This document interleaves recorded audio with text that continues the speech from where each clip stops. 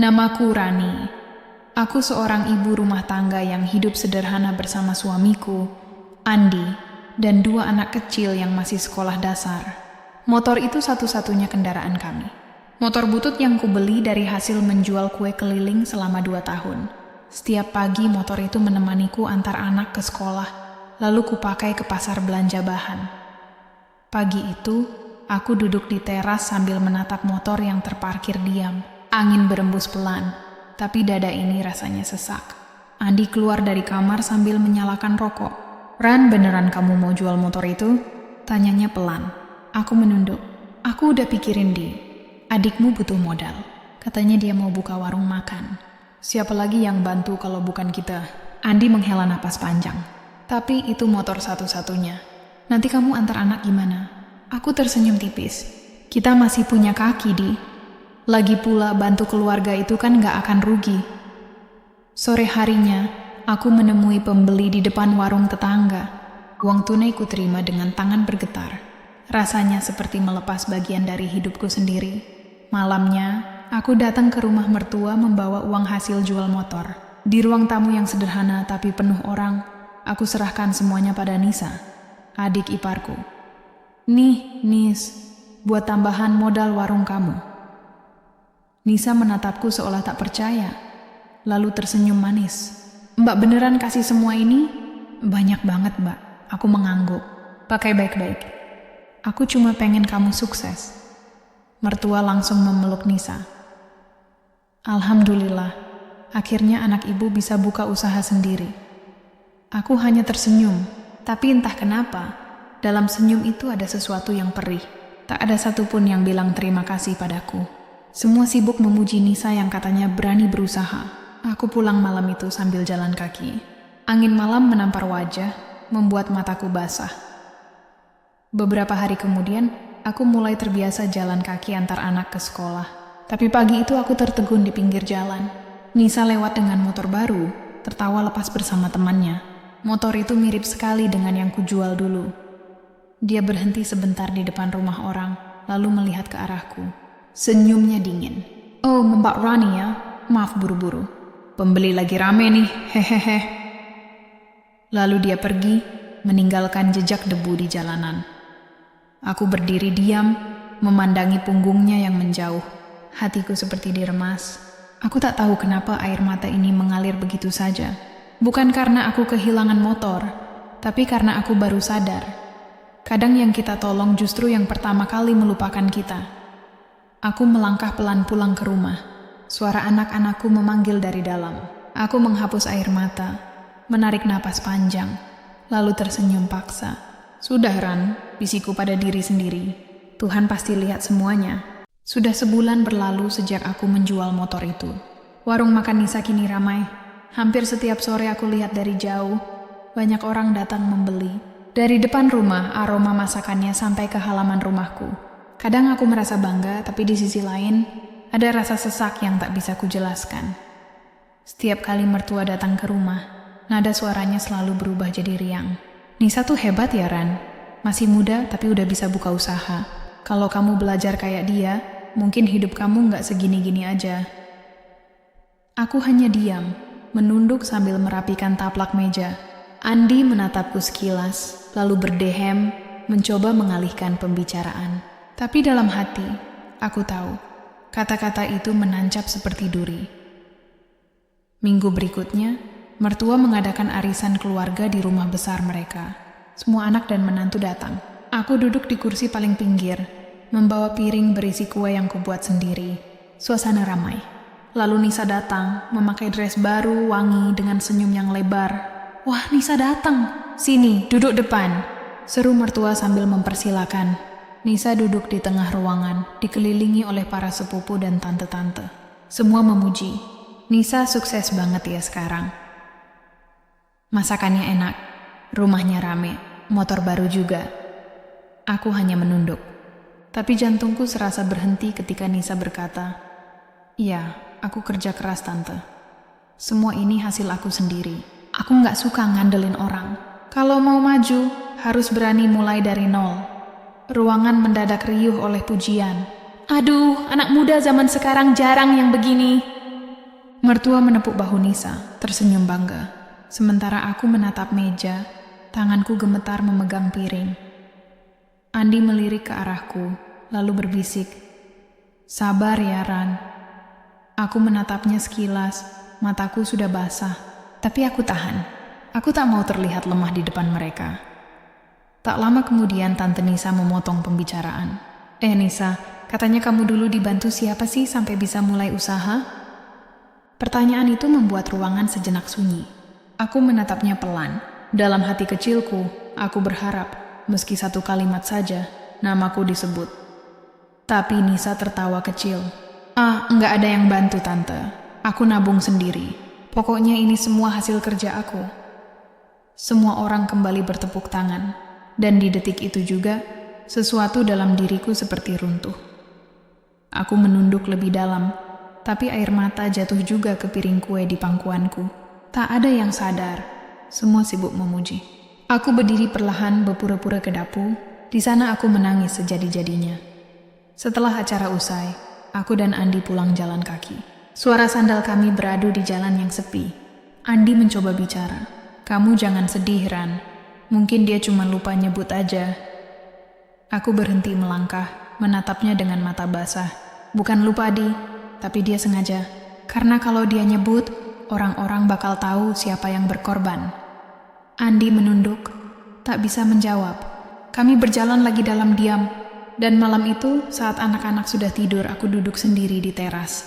Lampu rumah remang. Angin malam masuk pelan. Aku berbicara pada diriku sendiri. Mungkin memang aku yang bodoh. Aku pikir bantu keluarga itu akan membuatku dihargai. Tapi ternyata, semakin kamu berkorban, semakin kamu dilupakan. Aku memandang ke arah jalan tempat Nisa sering lewat dengan motornya. Dari jauh, ku dengar suaranya tertawa keras di depan rumah mertua. Aku tersenyum getir. "Baiklah," bisikku pelan. "Kalau begitu aku juga harus belajar. Bukan untuk balas dendam, tapi supaya aku bisa berdiri tanpa mereka." Malam semakin larut. Di dadaku, rasa sakit berubah jadi tekad yang pelan-pelan menyala. Aku tahu diamku hari ini suatu hari akan berbicara. Sejak hari itu aku berhenti menaruh harapan pada ucapan terima kasih siapapun. Aku mulai belajar menata hati. Tapi rasa perih itu belum juga hilang. Setiap kali aku melihat Nisa lewat depan rumah dengan motor barunya, atau mendengar mertua memuji usahanya di telepon, hatiku seperti diiris. Aku tahu aku harus berubah. Kalau aku terus diam di tempat, aku akan terus jadi bahan kasihan. Suatu pagi, aku menatap dapur sempitku. Ada tepung, gula, telur, dan loyang kecil. Aku ingat dulu aku suka membuat kue. Aku coba lagi. Tanpa rencana besar, hanya untuk mengalihkan pikiran. Tapi sore itu, anak tetanggaku datang. "Bu Rani, kuenya enak banget. Aku boleh pesen 2 bungkus buat besok?" Aku hanya tertawa pelan. "Boleh, Nak. Nanti Ibu bikinin." Malamnya aku membuat lebih banyak. Lalu kugunakan HP jadulku untuk memotret dan kuunggah ke media sosial dengan caption sederhana. "Kue buatan rumah, manisnya jujur, bukan janji." Tak kusangka, pagi harinya pesan masuk satu persatu. Ada yang mau coba, ada yang minta dikirim. Aku mengantarkan kue itu jalan kaki sambil membawa keranjang. Panas matahari terasa tajam, tapi anehnya hatiku ringan. Beberapa minggu kemudian pesananku makin banyak. Aku bahkan mulai menerima pesanan dari kafe kecil di kota sebelah. Andi menatapku dengan bangga. "Ran, ternyata kamu bisa juga ya jualan sendiri." Aku tersenyum. Dulu aku cuma butuh dorongan, Di. Tapi ternyata yang mendorongku bukan kasih sayang, melainkan rasa sakit. Suatu sore, aku melihat Nisa duduk di depan warungnya. Pelanggannya tak seramai dulu. Aku hanya lewat, membawa keranjang berisi kue pesanan. Dia menatapku sebentar, lalu pura-pura sibuk menelpon. Dari arah lain, mertua datang menghampiri warung itu. "Kenapa sepi, Nis?" Biasa Bu, lagi turun aja. Lagian orang-orang suka beli di tempat lain." Aku lewat di belakang mereka. Tak sengaja terdengar kata-kata itu. Dan saat mertua menoleh, pandangannya jatuh padaku. "Oh, Rani, kamu sekarang jualan juga?" Aku tersenyum lembut. "Iya, Bu, sedikit-sedikit biar bisa bantu Andi." Mertua hanya mengangguk tanpa banyak bicara. Tapi aku bisa lihat ada perubahan di matanya. Tidak lagi meremehkan. Entah kenapa, justru itu yang membuatku ingin lebih semangat. Malamnya aku duduk di dapur sambil mencatat pesanan di buku kecil. Tangan lelah, tapi hatiku hangat.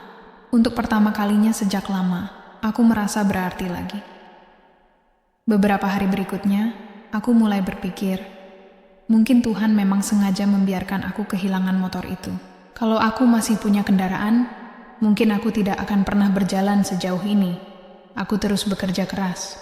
Setiap pagi aku bangun sebelum subuh, membuat adonan, membungkus kue, mengantar pesanan, lalu menjemput anak-anak. Pelan tapi pasti, tabunganku bertambah. Dan di tengah perjalanan pulang suatu sore, aku menatap toko kecil yang dijual murah di pinggir jalan utama. Hatiku bergetar. Aku berdiri lama di depan papan bertuliskan disewakan. Dalam hati aku berkata, mungkin ini waktunya. Aku pulang, menatap uang tabungan di toples kaca, lalu menatap foto anak-anakku di meja. Kalau dulu aku bisa bantu orang lain berdiri, sekarang aku harus bantu diriku sendiri. Aku mulai menyusun rencana. Tak ada dendam, tapi ada sesuatu yang menggelora di dada. Keinginan untuk membuktikan bahwa perempuan yang diremehkan pun bisa berdiri tanpa siapapun. Dan malam itu, sambil menatap langit gelap, aku berbisik dalam hati, tunggu saja, Nisa. Aku akan buktikan diamku bukan karena kalah. Hari itu aku sedang membungkus pesanan kue di dapur saat suara keras terdengar dari luar rumah. Andy, Ronnie! Suara itu jelas suara ibu mertua. Nada bicaranya tegas, tinggi, dan penuh amarah. Aku dan Andi saling pandang, lalu segera keluar. Di depan rumah, ibu mertua berdiri dengan wajah memerah. Di tangannya ada selembar kertas. Nih, jelaskan ini apa maksudnya? Katanya sambil melempar kertas itu ke arah kami. Andi membungkuk mengambilnya. Alisnya langsung mengernyit. Ini surat penagihan utang, Bo. Tapi, pakai nama Rani?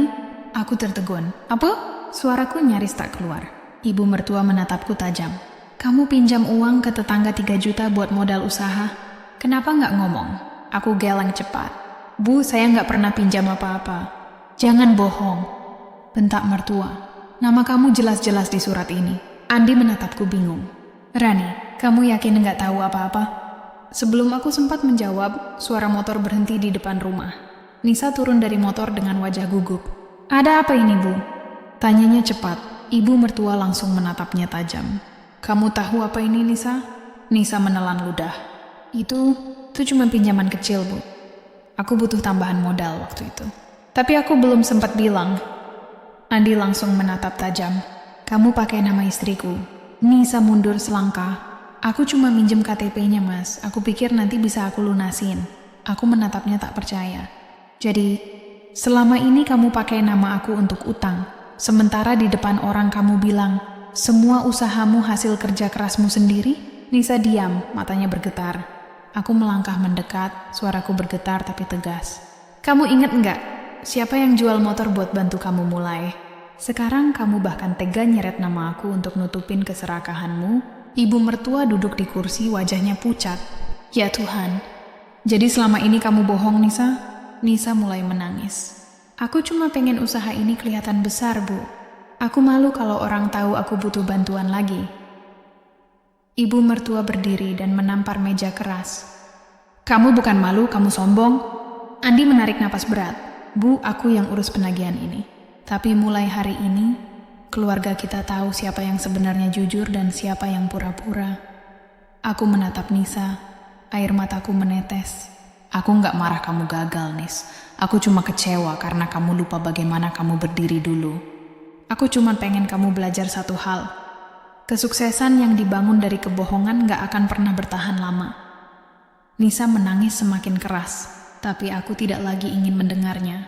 Aku berbalik masuk rumah, menutup pintu perlahan. Di dalam, aku bersandar di tembok, tubuhku gemetar. Tapi bukan karena marah. Rasanya seperti beban besar akhirnya terangkat dari dadaku. Malam itu aku duduk di teras. Andi datang membawa 2 gelas teh hangat. Dia duduk di sampingku. Aku bangga sama kamu, Ran. Kamu sabar banget menghadapi semua ini. Aku tersenyum kecil. Aku cuma belajar, Di. Kadang diam itu cara terbaik buat melawan. Kami terdiam lama. Dari kejauhan suara tangis Nisa masih terdengar samar, tapi aku tak lagi merasa sakit. Yang dulu terasa seperti luka, malam itu berubah jadi kelegaan. Dan entah kenapa, di dada ini muncul rasa tenang yang belum pernah kurasakan sebelumnya. Aku tahu, balasan Tuhan tidak harus selalu berupa sakit untuk orang lain. Kadang cukup dengan membuka mata semua orang, siapa yang benar dan siapa yang licik. Sudah berbulan-bulan berlalu sejak hari itu. Nama Nisa tak lagi seindah dulu. Warung makannya perlahan sepi. Orang-orang mulai tahu kalau di balik kesuksesannya dulu ada kebohongan kecil yang ia tutupi dengan senyum palsu. Sementara aku, usaha kuenya makin berkembang. Pesanan datang bukan hanya dari tetangga, tapi juga dari toko oleh-oleh dan kafe di kota. Tiap pagi aku membuka pintu toko kecilku yang baru. Di papan depannya tertulis Rani's Bakery. Di bawah tulisan itu, ada kalimat kecil yang kubuat sendiri. Manisnya dari kesabaran, bukan dari kata-kata. Suatu pagi, saat aku sedang menata kue di etalase, seseorang berdiri di depan pintu. Aku menoleh. Nisa. Wajahnya pucat, mata sembab, bajunya lusuh. Dia menggenggam ujung bajunya, suaranya lirih. Mbak, boleh aku bicara? Aku menatapnya lama. Dalam dadaku masih ada luka, tapi tidak lagi sesakit dulu. Masuk, Nis, kataku pelan. Dia duduk di kursi menunduk. Mbak, aku udah gak punya apa-apa. Warungku tutup. Aku malu, Mbak. Aku diam, menatap tangannya yang gemetar. Dia melanjutkan. Aku salah. Aku egois. Aku sombong. Aku pura-pura kuat padahal aku berdiri di atas bantuan orang lain. Air matanya jatuh satu persatu ke meja. Kalau Mbak masih punya hati, tolong kasih aku kerja apa aja. Aku janji nggak akan macam-macam lagi. Aku menarik napas panjang. Dalam hati, perasaan bercampur. Kasihan, marah, tapi juga lega. Perlahan aku berdiri, berjalan ke arah jendela. Dari sana kulihat matahari pagi menyinari toko kecilku. Lalu aku berbalik menatapnya. Nis, dulu aku sempat berharap kamu sadar, tapi kamu malah memilih sombong. Sekarang kamu datang bukan ke rumah orang lain, tapi ke tempat orang yang dulu kamu lukai. Aku nggak tahu harus marah atau iba. Nisa menangis terseduh. Aku nggak minta maaf biar dimaafkan, Mbak. Aku cuman pengen Mbak tahu, aku nyesel. Aku mendekat, menatap wajahnya yang penuh penyesalan. Lalu aku berkata pelan, aku udah maafin kamu dari dulu, Nis. Karena aku nggak mau hidup dengan dendam. Tapi ingat satu hal, kebaikan yang tulus itu bukan untuk dipamerkan, tapi untuk diingat. Dia mengangguk pelan, menunduk lebih dalam. Aku menepuk bahunya. Mulai besok datang jam 7 pagi.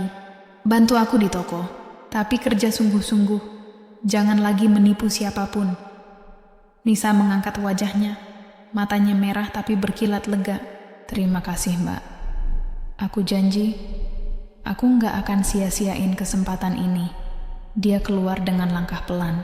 Dan saat pintu toko tertutup, aku menatap langit yang mulai cerah. Andi datang dari belakang, membawa secangkir teh. Hebat kamu, Ran. Kamu nggak cuma kuat, tapi juga tulus. Aku tersenyum kecil. Aku cuma belajar, Di, bahwa kadang Tuhan biarkan kita disakiti bukan untuk kalah, tapi supaya kita tahu kapan harus memaafkan dan kapan harus berdiri. Andi memeluk pundakku. Kamu perempuan paling sabar yang pernah aku kenal. Aku menatap etalase toko, melihat pantulan wajahku sendiri. Bukan wajah orang yang kalah, tapi seseorang yang akhirnya menemukan arti harga diri. Suara pelanggan mulai datang. Anak kecil memanggil dari luar, Bu, kuenya 2 ya, yang coklat. Aku tertawa kecil, melangkah ke meja kasir. Sebentar ya, Nak.